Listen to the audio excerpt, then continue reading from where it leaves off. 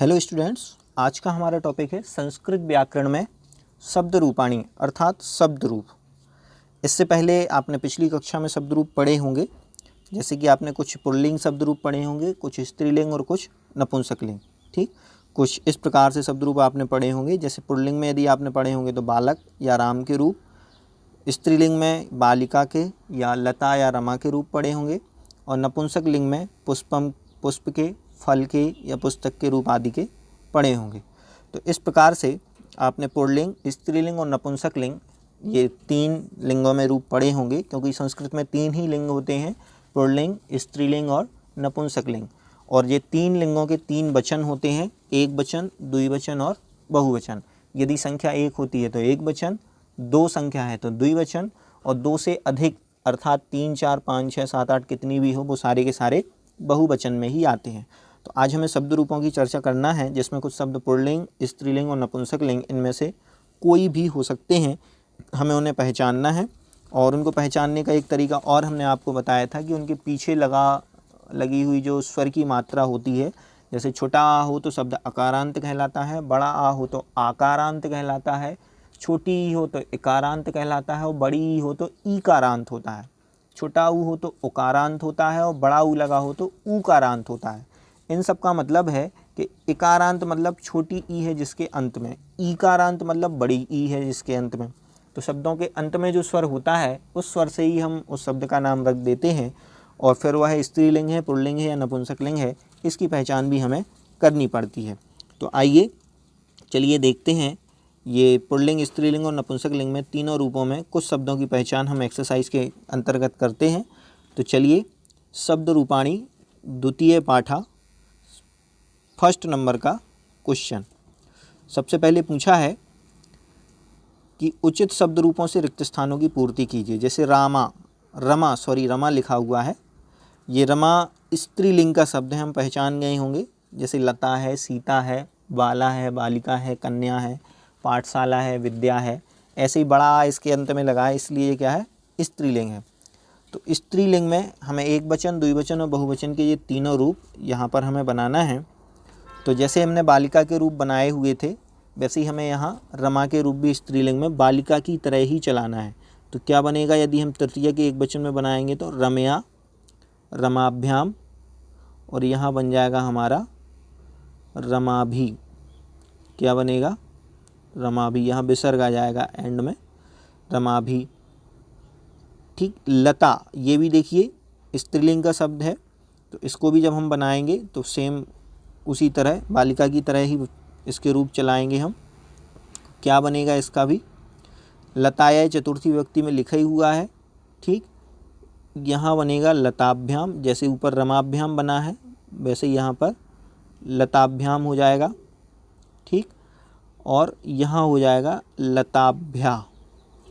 क्या हो जाएगा, लताभ्या। ठीक, लताभ्या में क्या होगा कि विसर्ग आ जाएगा यहाँ पर एंड में। जब हम लताभ्या लिखेंगे तो लताभ्या यहाँ विसर्ग रख देंगे।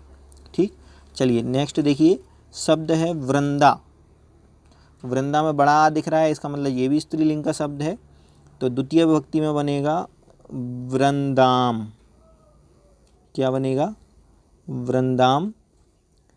फिर यहाँ पर बनेगा, जैसे हमने लता लते बनाया था, तो इसका बनाएंगे वृंदे, और वृंदा मतलब बहुत सारी वृंदा।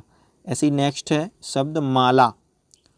पंचमी विभक्ति में हमें यहाँ पर बनाना है, तो मालायः, मालायः यहाँ पर दिया हुआ है एक वचन में, द्विवचन में हमें पंचमी का बनाना है।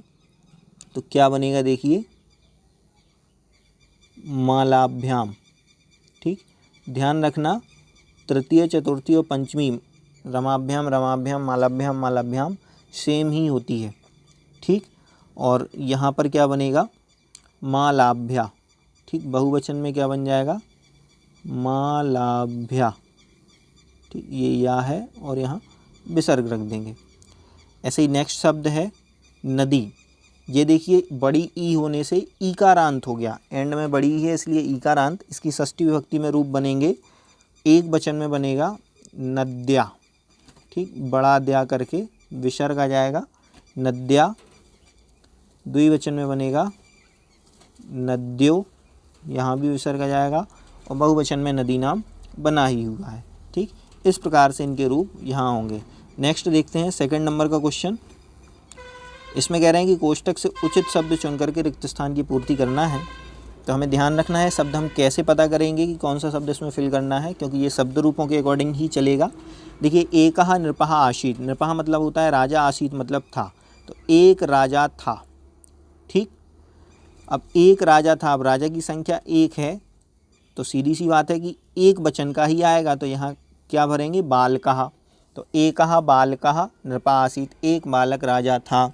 ठीक, अब देखो बालिका और बालिका इसलिए नहीं लिख सकते हैं इनको, क्योंकि ये द्विवचन और बहुवचन के रूप हैं, और यहाँ आसीत् एक वचन की क्रिया है, नृपः एक ही राजा है। ठीक, तो बालकः आ जाएगा।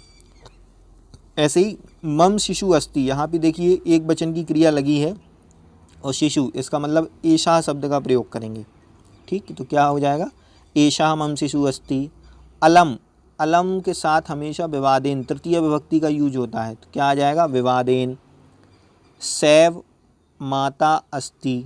ठीक, अब यहाँ भी अस्ति एक वचन की क्रिया लगी है, तो एक वचन का रूप ही हम लिख देंगे, शिशु माता अस्ति। स एव शिशु माता अस्ति। ठीक,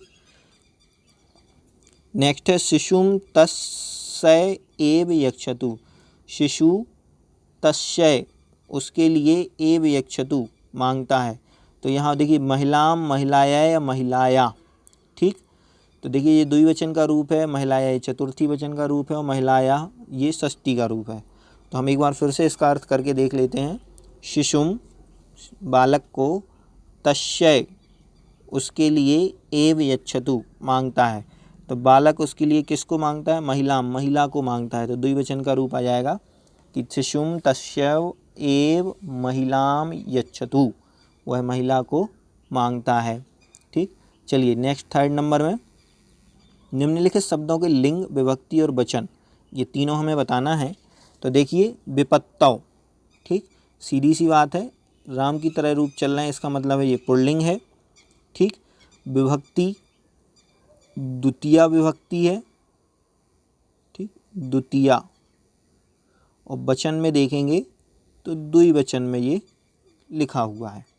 ठीक, नेक्स्ट है ग्रहात, ये ग्रह ओरिजिनल शब्द है ग्रह, जो नपुंसक लिंग की तरह रूप चलते हैं, तो इसका मतलब है इसका लिंग क्या हो गया, नपुंसक लिंग। विभक्ति ये पंचमी विभक्ति में लिखा हुआ है, कौन सी विभक्ति में, पंचमी, और एक वचन का रूप है। ठीक, तो ग्रहात। नेक्स्ट है तंडुलान। ठीक, तंडुल शब्द है, तंडुलान ये भी यहाँ पर पुल्लिंग में लिखा हुआ है, और विभक्ति में ये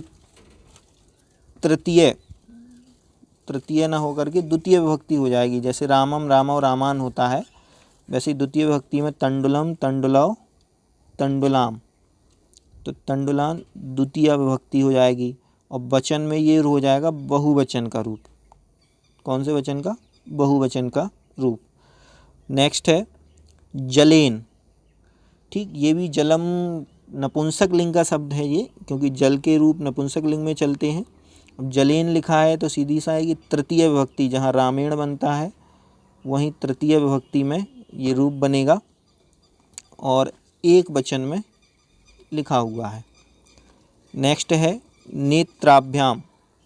ठीक, तो नेत्राभ्याम में नेत्र जो शब्द है, ये नेत्र भी नपुंसक लिंग का शब्द है। नेत्रम, नेत्रे, नेत्राणी इनके रूप चलते हैं। और नेत्राभ्याम ये जो विभक्ति है, क्योंकि तृतीय चतुर्थी पंचमी तीनों में सेम बनता है, तो इसका मतलब है ये तृतीय में भी बन जाएगा, चतुर्थी में भी बन जाएगा, और पंचमी में भी बन जाएगा। ठीक, इनमें से आप कोई भी लिख सकते हैं, और द्विवचन का रूप है ये, हमेशा द्विवचन में ही बनते हैं। ठीक, इस प्रकार से हमने इनके भी लिंग, विभक्ति और वचन पता कर लिए। चलिए चलते हैं नेक्स्ट पेज पर। फोर्थ नंबर का क्वेश्चन, दिए गए विकल्पों में से उचित शब्द चुनकर रिक्त स्थानों की पूर्ति कीजिए। सूर्यः नश्यति, अब सूर्य से नाश होता है, यस, तो क्या नाश होता है, सूर्य किसका नाश करता है, कि अंधकारः, ये देखिए अंधकार।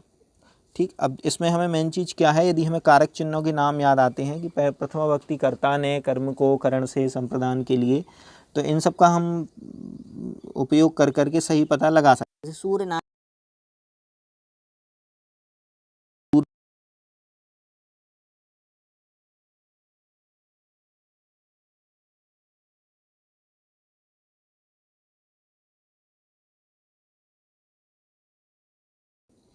तो यहाँ हम क्या लगा देंगे, सूर्य अंधकारस्य, अंधकार का नाश कर देता है। ठीक, तो फर्स्ट नंबर का आंसर हो गया सूर्य अंधकारस्य नश्यति, अंधकार का नाश। फिर है वृक्षे वसंती, वृक्ष पर रहते हैं। तो वृक्ष पर कौन रहते हैं, देखिए बहुवचन की क्रिया लगी हुई है वसंती, तो इसका मतलब बहुत सारे बंदर रहते हैं, तो बानरहा। छात्रः पठन्ति, यहाँ भी बहुवचन की क्रिया है कि छात्र पढ़ते हैं, बहुत सारे छात्र पढ़ते हैं। तो किस में पढ़ते हैं कि कक्षायाम, कक्षा में, सप्तमी विभक्ति एक वचन, कक्षा में, तो मैं को देख करके सप्तमी विभक्ति एक वचन का रूप आना है कक्षायाम। अध्यापकः कथयति, अध्यापक कहते हैं।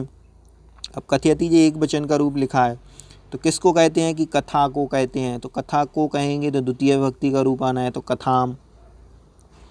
पत्राणि पतन्ति, पत्ते गिरते हैं, देखिए यहाँ भी पतन्ति बहुवचन की क्रिया है, इसका मतलब है बहुत सारे पत्ते गिरते हैं। तो लेकिन वो पत्ते किससे गिर रहे हैं कि वृक्षात, वृक्ष से, पंचमी विभक्ति एक वचन का रूप आएगा, वृक्ष से गिर रहे हैं। ठीक, नेक्स्ट देखेंगे 6 नंबर में वयम भ्रमामः, हम घूमते हैं। तो किस में घूमते हैं कि उपवन में घूमते हैं, तो उपवने सप्तमी विभक्ति। कन्या पढ़ती, कन्या पढ़ती है, लेकिन किसको पढ़ेगी कि पुस्तक को पढ़ेगी, तो पुस्तकम पठति। पिता पालयति, पिता पालन करता है, तो किसका पालन करेगा कि पुत्र का करेगा। ठीक, पिता पालयति, तो किसको पालता है कि पुत्र को पालता है, तो पुत्रम द्वितीय विभक्ति का रूप आ जाएगा। वयम इच्छामः, हम सबकी इच्छा है, तो इच्छा है तो किसकी इच्छा होगी, हम सबकी, के मोक्ष की होगी, तो षष्ठी विभक्ति एक वचन में मोक्ष। तो आप इनका पता कैसे करेंगे कि हम सभी को, जैसे मोक्ष ने, ये एक वचन प्रथमा में लगा है तो एक मोक्ष ने, द्वितीय विभक्ति में लिखा है तो मोक्ष को, तृतीय में लिखा है तो मोक्ष के द्वारा, और षष्ठी में लिखा है तो मोक्ष की। तो वयम इच्छामः, हम सभी मोक्ष की इच्छा करते हैं, ना कि मोक्ष के द्वारा, मोक्ष को या मोक्ष ने, ये सभी उसमें नहीं लगेंगे। सह सह गच्छति, वह उसके साथ जाता है, तो सीधी सी बात है पिता के साथ जाता है, इसमें तृतीय विभक्ति का यूज होता है। तो सह पित्रा सह गच्छति, पिता के साथ। ठीक, तो जिसके भी साथ जाए उसमें तृतीय विभक्ति होती है, तो पित्रा यहाँ पर आ जाएगा। नेक्स्ट 5th नंबर में कुछ शब्द यहाँ दिए हुए हैं, इंस्ट्रक्शन भी दिए हुए हैं कि इनको हमें इसी वचन में बनाना है। तो चलिए इनको उसी वचन में हम बना करके यहाँ देखते हैं। पहले लिखा है नृप, नृप मतलब होता है राजा, और राजा के रूप राम की तरह ही चलते हैं, तो इसका मतलब है एक वचन में सीधे सीधे बनेगा नृपः, द्विवचन में नृपौ, और बहुवचन में बन जाएगा नृपः। ठीक, नेक्स्ट है मुनि, तृतीय विभक्ति में रूप बनाना है, तो मुनि के तृतीय विभक्ति में एक वचन में बनेंगे मुनिना। नेक्स्ट इसमें बनेगा मुनिभ्याम, द्विवचन में क्या बनेगा मुनिभ्याम, और बहुवचन का रूप बनेगा मुनि भी, बहुवचन में क्या बनेगा मुनि भी। इस प्रकार से ये मुनि के रूप हो जाएंगे। नेक्स्ट दिया है पितृ, पितृ मतलब होता है पिता, पंचमी में हमें रूप बनाना है पितृ के, तो पंचमी में बनेंगे हमारे पितुः, विसर्ग भी आ जाएगा इसमें पितुः। अब पितृभ्याम, पितृभ्याम, ठीक, पितृभ्याम के बाद पितृभ्या। ठीक, इस प्रकार से ये पंचमी के रूप हो गए। नेक्स्ट है बधू, इसके सप्तमी विभक्ति के रूप चलाना है, तो सप्तमी विभक्ति बधू में हमारे क्या बनेंगे बध्वाम, द्विवचन में बनेगा बध्वाओ, और बहुवचन के रूप में बनाएंगे तो बनेगा बधुषु। ठीक, इसमें बड़े ऊ की मात्रा आएगी, ध्यान रखना, बधूषु। ठीक, इस प्रकार से ये बधू के हो गए। नेक्स्ट है राजन। राजन शब्द ये नकारांत पुल्लिंग रूप है। राजन के रूप चलेंगे हमारे राज्ञा, द्विवचन में बनेगा राज्ञो, ये मात्रा और ये विसर्ग आ जाएगा, और बहुवचन में बनेगा राज्ञाम। ठीक, बहुवचन में बनेगा राज्ञाम। इस प्रकार से ये हमारे सारे के सारे शब्द रूप एक वचन, द्विवचन और बहुवचन में पूर्ण होंगे। इस प्रकार से ये चैप्टर हमारा यहीं पूर्ण होता है। ठीक, नेक्स्ट आगे चैप्टर की चर्चा हम आगे करेंगे। धन्यवाद।